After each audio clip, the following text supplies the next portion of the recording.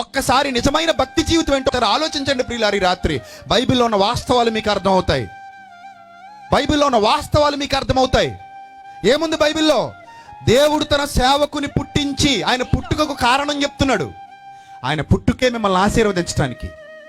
అదే మొదటి రోజు చెప్పాను, మనల్ని ధనవంతులుగా చేయుటకు ఆయన దరిద్రుడు ఆయను. ఎన్ని నిందలు భరించాడు, ఎన్ని ఇరుకులు భరించాడు, ఎన్ని తిట్లు భరించాడు, ఉమ్మి వేతలు భరించాడు, కొరడా దెబ్బలు భరించాడు, కడుపులో బళ్ళెంతో పొడి చేశారు, మేకులతో ఆయన గుచ్చేశారు, కొరడాలతో ఒళ్ళంతా చీల్చేశారు. అయినా నిన్ను ఆశీర్వదించడానికి ఆయన భరించాడు భరించాడు భరించాడు. తన పవిత్ర రక్తాన్ని నీ కొరకు నా కొరకు చిందించాడు. ఎందుకో తెలుసా? నిన్ను నన్ను ధనవంతుడిగా చేయటానికి. ఏ ధనం?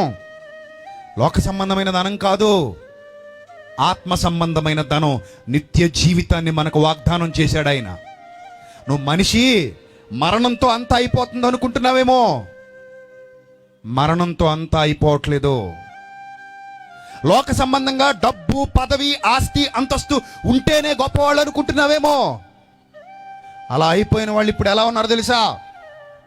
ప్రపంచాన్ని జయించిన అలెగ్జాండర్, ప్రపంచాన్ని జయించాలనుకున్న హిట్లర్, ఈ గోల్కొండ నవాబులు, ఇప్పుడు ఇక్కడున్న పరిపాలకులు, ఈ తెలంగాణ నాది, సీమాంధ్ర నాది, గుజరాత్ నాది, భారతదేశం మాది అని విర్రవీగుతున్న వాళ్ళు, వ్యాపార సామ్రాజ్యానికి అధినేతలు, గొప్ప గొప్ప వాళ్ళు, చరిత్రలో పేరెన్నికగన్న మహా మహా మహాధనవంతులు ఇప్పుడు ఎలా ఉన్నారు చెప్పనా?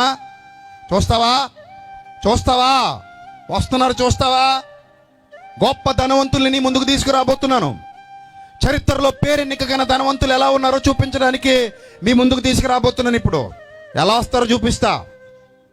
చరిత్రలో పేరెన్నికగన్న ధనవంతులు, చరిత్రలో గొప్పవాళ్ళుగా ఉన్న ధనవంతులు, డబ్బు కోసమే బతికిన ఆకాన్ లాంటోళ్ళు, డబ్బు కోసమే బతికిన ఇస్కరియోతు యూదా లాంటోళ్ళు, డబ్బు కోసం గడ్డి తిన్న గెహజీ లాంటోళ్ళు, ప్రపంచంలో డబ్బు కోసం అహర్నిశలు శ్రమించి కోట్లు కోట్లు కోట్లు కూడబెట్టేసిన వాళ్ళు.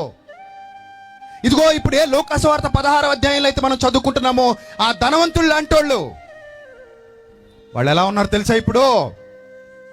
లేకపోతే దేవుని సేవను అడ్డు పెట్టుకొని దేవుని సేవ పేరుతో అమాయక ప్రజల్ని మోసం చేసి డబ్బు సంపాదిస్తే, కోట్లకు పడగలెత్తితే, ఒక బీదవాడి కడుపు కొట్టి వాడిని దోచుకొని అందలాలెక్కిపోతే, సత్య సువార్తను వదిలేసి భిన్నమైన సువార్త తట్టు తిరిగితే, అలా సంపాదించిన దియోత్రెఫే లాంటోళ్ళు, అలా సంపాదించి చచ్చిపోయిన ఫిలేతు లాంటోళ్ళు, అలెగ్జాండర్ లాంటోళ్ళు ప్రారంభ శతాబ్దంలో ఎందరో ఉన్నారే.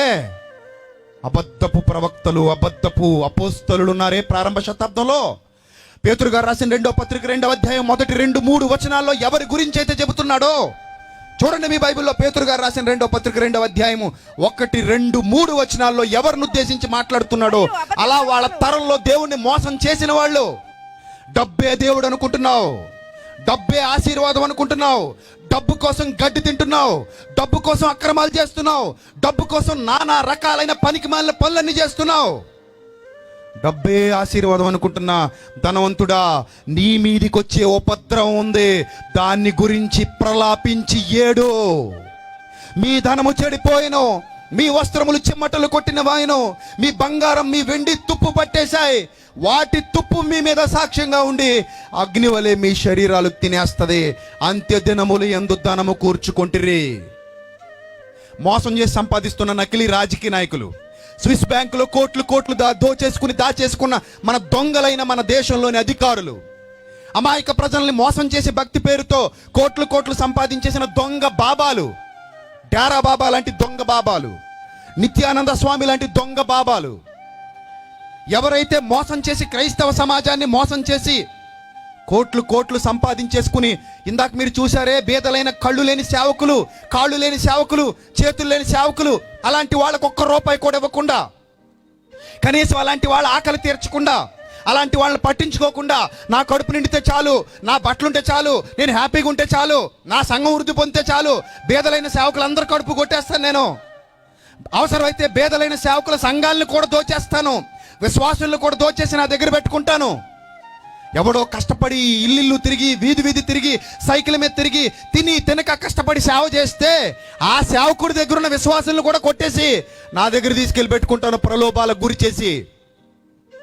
ఇదే స్వచ్ఛమైన వాక్యమైన అబద్ధాలు చెప్పి వాళ్ళని మోసం చేస్తాను కూడా దొంగలు, ధనవంతులైన దొంగల్లారా. ఒకరోజు మీ పరిస్థితి ఎలా మారబోతుందో తెలుసా?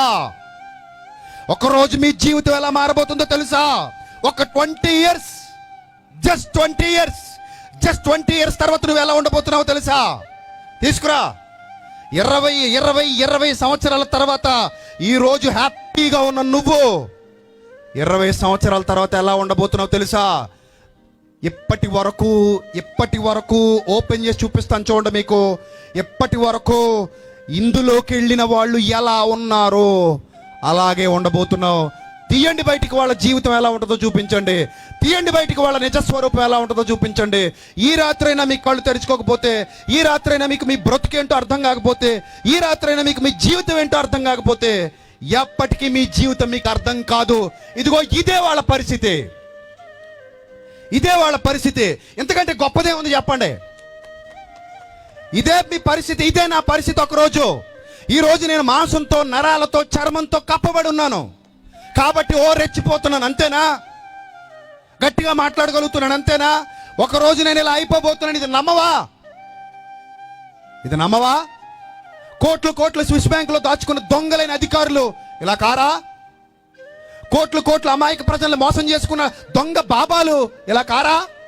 ఇది కాదా వాళ్ళ అసలు రూపం? ఇది కాదా వాళ్ళ అసలు రూపం?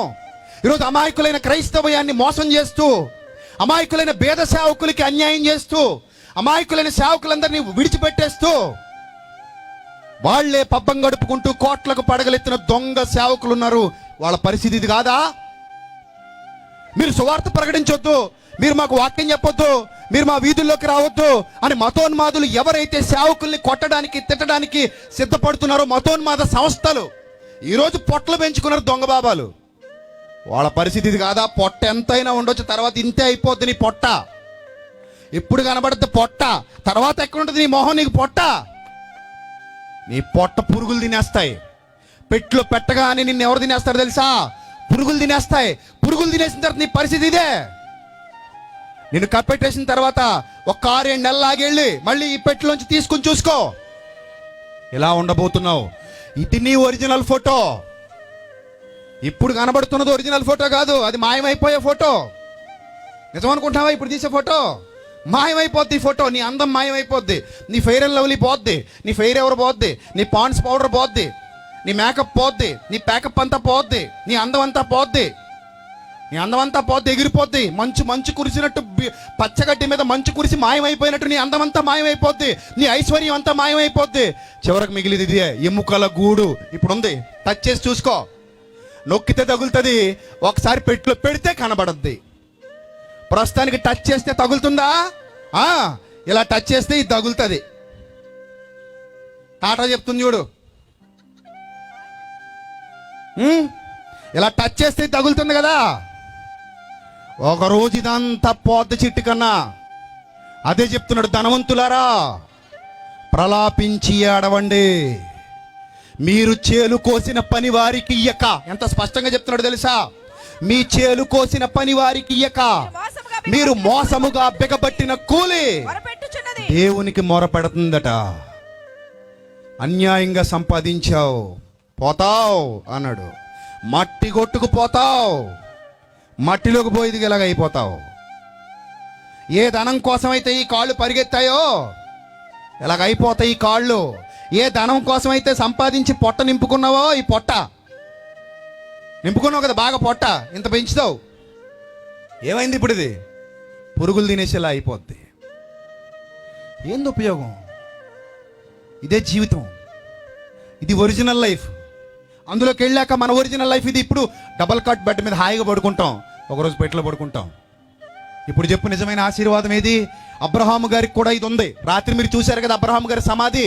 అబ్రహాము గారి సమాధిలో ఇదిగో అబ్రహాము గారి దేహం ఇలాగే ఉంది. ఇప్పుడు దావీదు గారి సమాధిలో దావీదు గారి దేహం ఇలాగే ఉంది. అననీయ సప్పిరాల దేహం ఇలాగే ఉంది.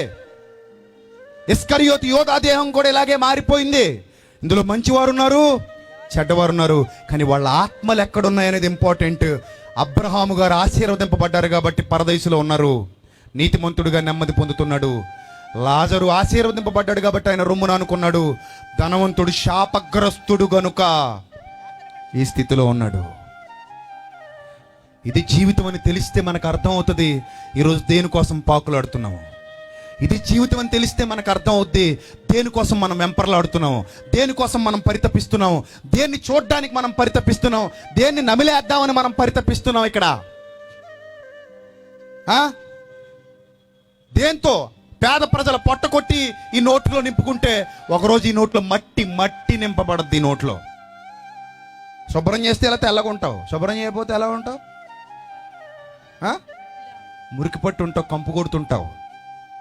ఇందులో ధనవంతుడు ఎవరో బేదోడు ఎవరో చెప్పగలరా? ఇందులో హిందూ ఎవరో ముస్లిం ఎవరో క్రిస్టియన్ ఎవరో చెప్పగలరా? అది మరి జీవితం. ఇందులో మిస్ ఇండియా ఎవరో మిస్ వరల్డ్ ఎవరో చెప్పండి.